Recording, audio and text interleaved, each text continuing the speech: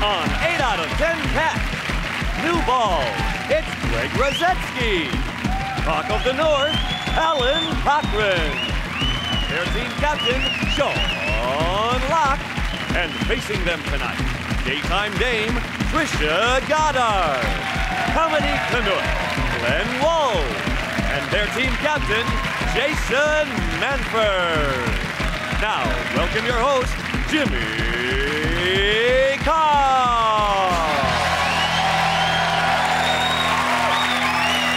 Hello, and welcome to 8 out of 10 Cats, a show about opinion polls, surveys and statistics. Did you know, for example, sleeping through the alarm is the #1 reason for being late for work? It's particularly bad if you're a fireman.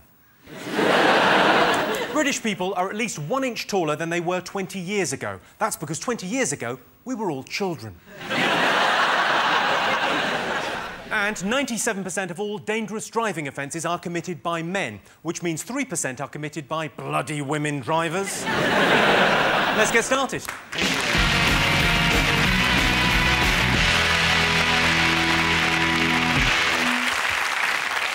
What are you talking about? That's the name of our first round. We've teamed up with a leading polling organisation and they've asked the British nation what stories they've been discussing this week. It's our panellists' job to guess the British public's top 5 most popular talking points. Jason, Trisha and Glenn, what have the nation been talking about this week? Is it Diana? It's a big concert that happened on Sunday, which was rubbish, but strangely addictive, but you just couldn't turn off. It was real car crash telly. It was...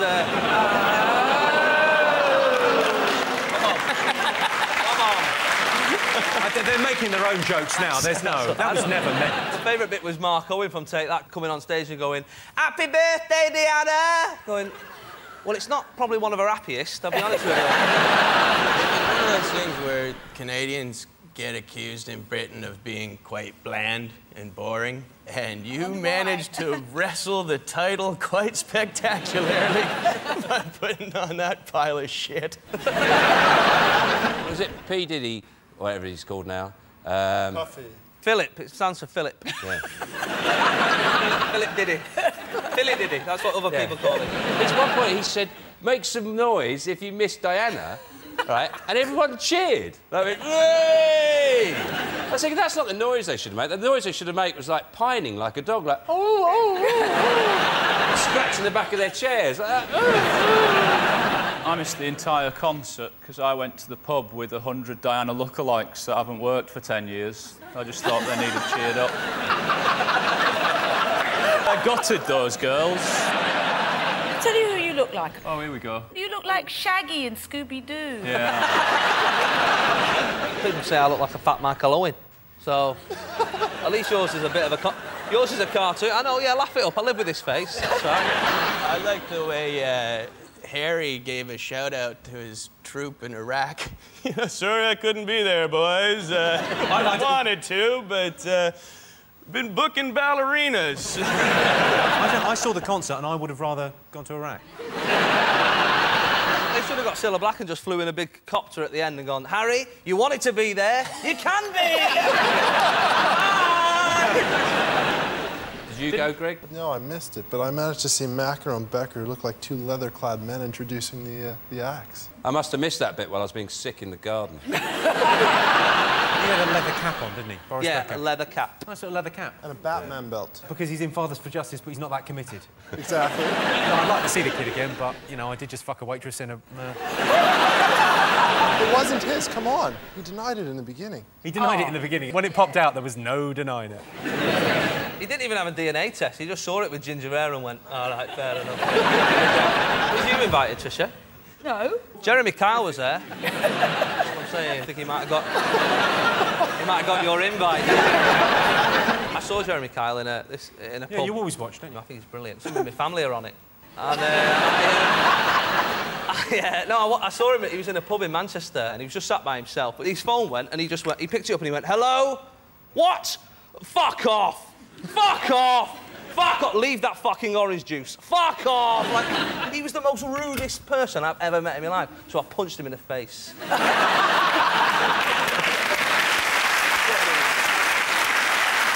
let's have a look and see whether the Diana concert is up there.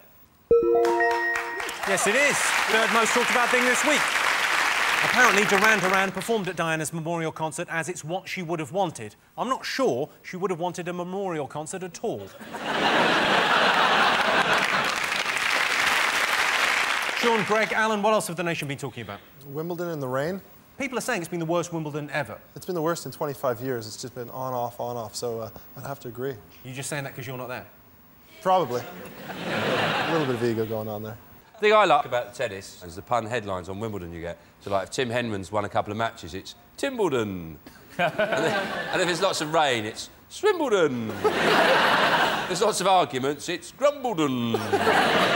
They're just constantly coming up with any pun that they can work in with Wimbledon. Like, if it's hot, I don't know, Wimble hot. You sure you don't work for one of those newspapers? They're dying for, like, a nun to walk past. They go, Wimbledon. I'm a fan of Rafael Nadal because he's got massive arms. Almost the same as yours, huh? A bit like mine. Yeah, check out Alan's guns. Wow. But he's huge, and it seems weird because you'd think that he'd only have one huge arm because he's only hitting it with one hand. Have you got one big arm? Still got one big arm. Which one is it?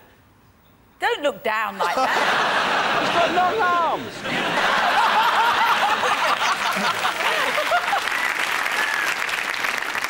And do you have to do certain things? Do you have to go, right, I mustn't use that arm for this bit because it's too strong? Like if you were going to stroke a cat or something with your big arm and you go, oh, I've crushed it! I should have used my weaker stroking arm.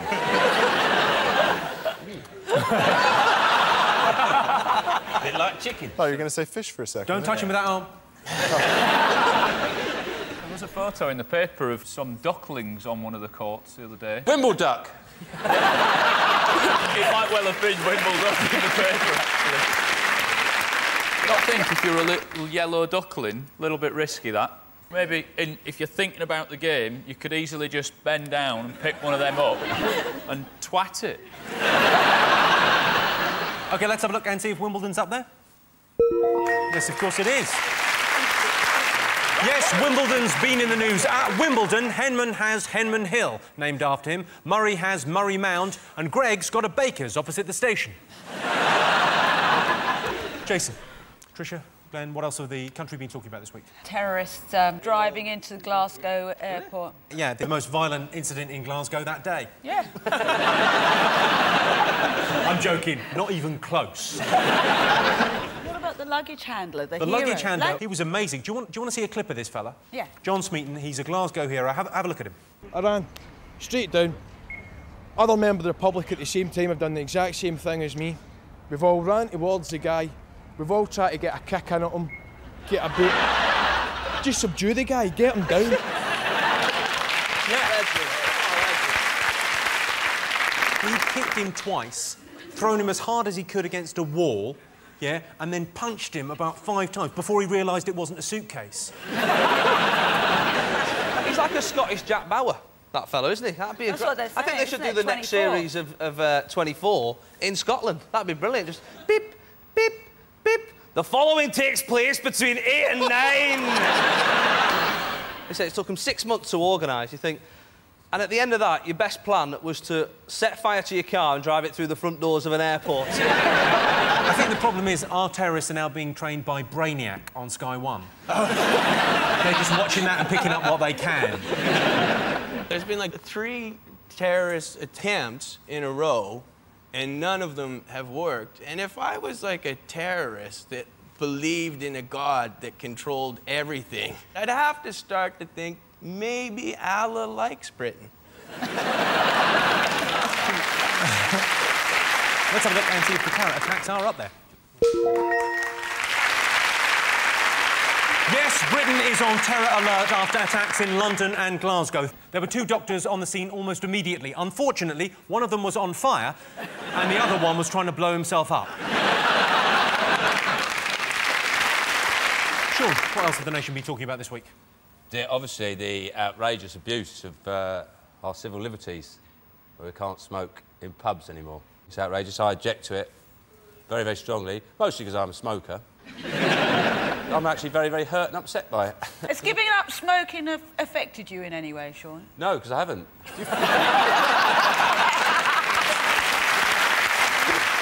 You don't smoke, do you, Greg? No, I don't. No. Henman does, though, doesn't he? There's a rumour going around. I've heard that Henman smokes, but I think actually he doesn't. He's just doing it in a really desperate bid to be slightly interesting. I reckon he hates it. He's like, oh, it's horrible. What, whether he smokes or not, there's no way he smokes like that. I don't object to the idea of the ban. What I object to is the fines. They can ban it, but don't fine us as well.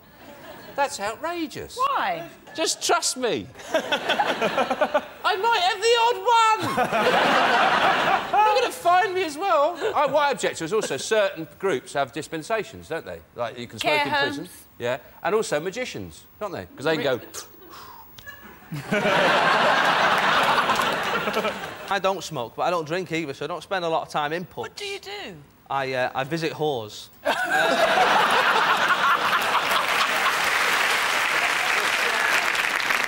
I don't go in pubs, but now all the smokers have come out on the streets, and now the streets are really smoky. You can't walk anywhere. I've got to walk into a pub to get a bit of fresh air. It's going to wind me up.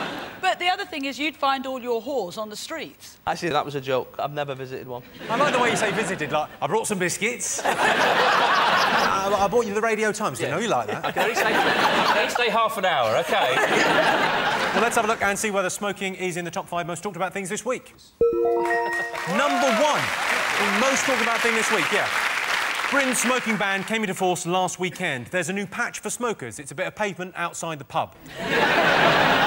OK, fingers on buzzers. One more thing to get. What else have the nation been talking about? The BBC correspondent, Allun Johnson, who has had a shave.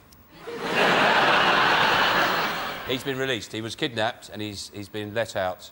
They let him go. He said that he was in a dark hole, that the food made him ill and that they were rude. It just sounds like he was in Butlins for 2 weeks.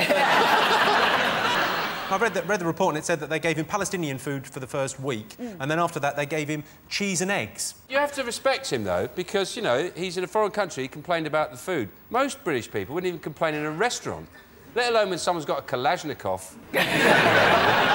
He's got a lot of front, hasn't he? When you're chained to a radiator to go, this is... Bit too much basil. Let's have a look and see if Allun Johnston is up there. Yes, this is the story that BBC correspondent Allun Johnston has been freed. Allun Johnston was a little bit disappointed on being released that he wasn't met by Davina McCall. At the end of that round, I can tell you that Sean's team have 3 points, Jason's team have 2 points. Our next round is called Pick of the Polls. Our teams choose a picture and then they have to answer a question based on a related statistic or survey. Sean, Greg and Allun, what picture do you want to go for? I'll go for Big Daddy. You're going for Big Daddy. OK, this picture represents dads, and it's a word association question. So I'm looking for the top word or phrase the public said when we said dads. Oh, it's pain, isn't it? Unnecessary pain. Oh, Sean. Are you a dad, Sean? Yes, I am, yeah. You don't sound very happy about it. Yeah. Well, Are you on the birth certificate? yeah, of course I am. You know the people Trisha normally meets, don't you? You've asked that question before, haven't you? Are you a dad, Allun?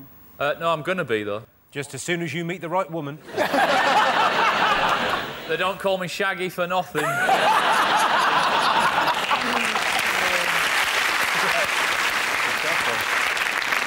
So this is baby number 1?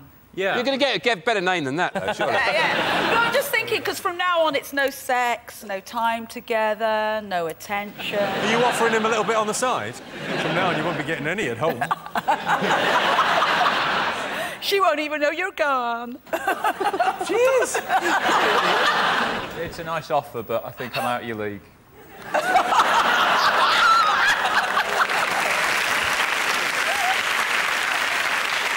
Top word or phrase associated with dads. Hard-working or...? Hard-working. You're having a laugh. Almost exactly the Lazy. Lazy is exactly right, yeah. Yes. Oh! Yes, the word most associated with dads is lazy. A spokesman for Lazy Dad said, "Oh, in a minute." Jason, your team? What do you want to go for? We're going to go with the dart player. We're going to go for Andy Forden, the dart player. This is a nation's favourite question. What does the British public prefer, darts or Shakespeare? Do you think he's holding that during a game? Yeah, that'd be quite dangerous. Makes darts a lot more exciting. Imagine if it hit one of his arms, he'd just burst. And sometimes when Andy Fordham lifts his arm like that, it's so big and greasy, it does look like a kebab shop window. Come on, these are great athletes you're talking about here. Yeah. Great athlete. Well, that's a British tennis player saying that, so...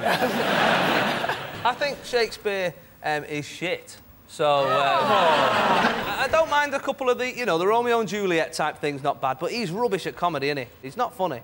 Well, he was back then. Was he? Yeah. They all went, yeah, all right, Willie, very funny, that, yeah. Well But done. do you think in 200 years people will find you funny? I don't think that many people find us funny now. When I was at university, we spent 6 weeks... Did you go to university? I did go to university, yeah. What did you study? I studied... Northern Studies. Northern Studies, yeah. Media and performance, I did. Wheel tapping. Salford. Which university was it? It was Salford University. Did it used to be a polytechnic or a garage? It's... I did a bit of drama there, and we studied Shakespeare, and it was hard in that sort of area of Manchester. It's quite rough, you know, and there was a lot of, like, is this a dagger I see before me? Yeah, give me your trainers. You know, it was hard to get through. I can't imagine you acting there. You can't imagine me what? I can't imagine you acting. Oh, God, I can't.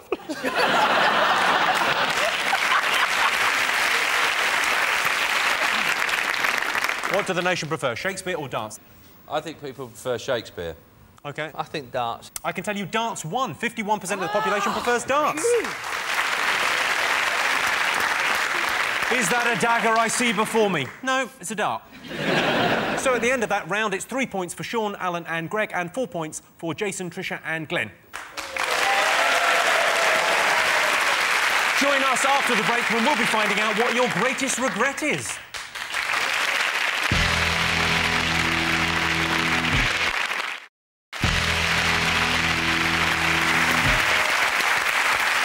Welcome back to 8 out of 10 Cats. The next round is Believe It or Not. In this round, I give the panellists a simple statement. All they have to do is decide whether they think it's true or false. Let's have a look at a clip to illustrate your statistic.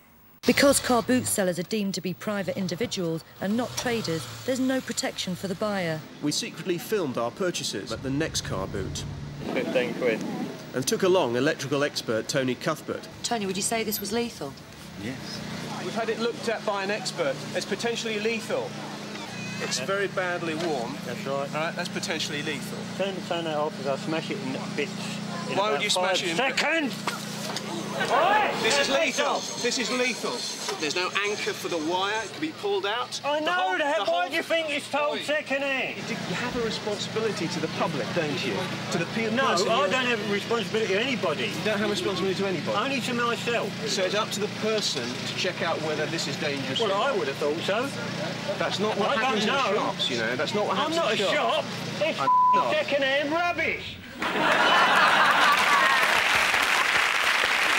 He's just selling stuff at a car boot sale. Leave him alone. Yeah, completely with him the whole way through it. Totally with him, yeah. The other thing is the bloke goes, it's potentially lethal, this drill. So are all drills. There is a question. 34% of Brits would prefer a trip to a car boot sale than a theme park. Do you think that's true or false? True. False. There we go. Let's crack on. OK. The reason people like car boots is because they can haggle the price of stuff. You can't do that in a theme park. It's £5 to get on the ride. I'll give you 3 quid. All right, you're not allowed to use the belt. Whenever I see a Ferris wheel, I do think the Millennium Wheel is clearly the best one. It's so slow, though. Well, if you scream louder, it goes faster. Did you not realise that was the system? No. Call them a pikey, they go mental with it.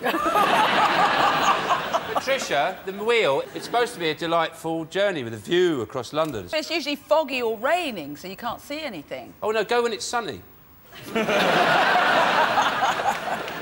you writing any of this down, Trisha? Have you ever been to Alton Towers?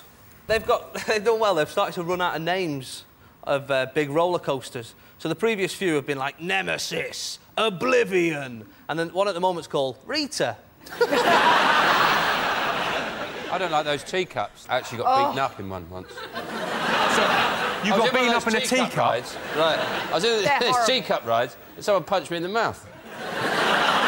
You suffered the gayest ever assault. Yeah. I was in the teacup, officer. No, and this brute hit me. And I was just spinning gently. I was having a wonderful time. I got punched. It was mistaken identity. Why?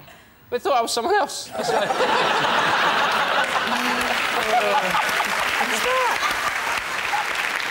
OK, so true or false, 34% of Brits would prefer a trip to a car boot sale than a theme park. True or false? Sean? True. True. Both going for true. Well, I can tell you the answer is true. 34% of Brits would prefer a car boot sale to a theme park.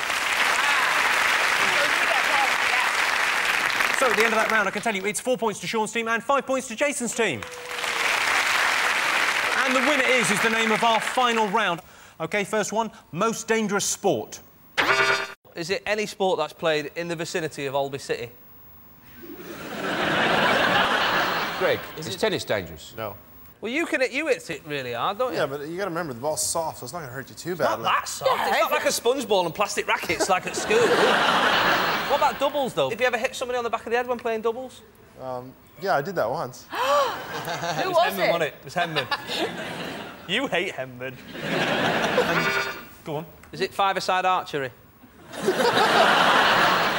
The ones that do my head in are the old people. You know, when you see them on local news and it's like, oh, now we're going to cut to Ernest. He's 89 today and he's about to do his first skydive. Fuck off, Ernest. You're 89, sit in a chair and wait to die. That's what you're for. It's kind of a posh sport. Polo. Rugby? Rugby is exactly Rugby. right. Rugby. Yes, I can tell you the most dangerous sport is rugby. Rugby was invented at public school when some boys were playing football and thought, this isn't gay enough. Brit's biggest regret. Shaving all her hair off.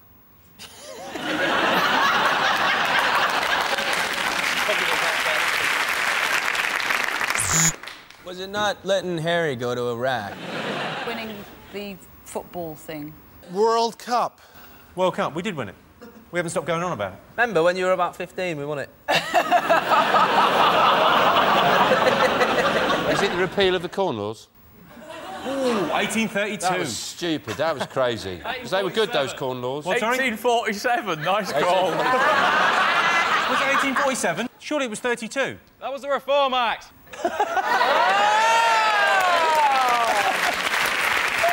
What do you think it's going to be like to sleep with a girl?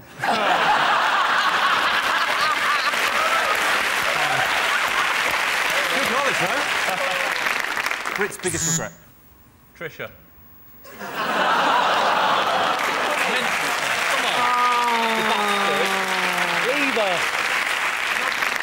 I'll give you a clue. It involves your partner. And when he murdered them and buried them.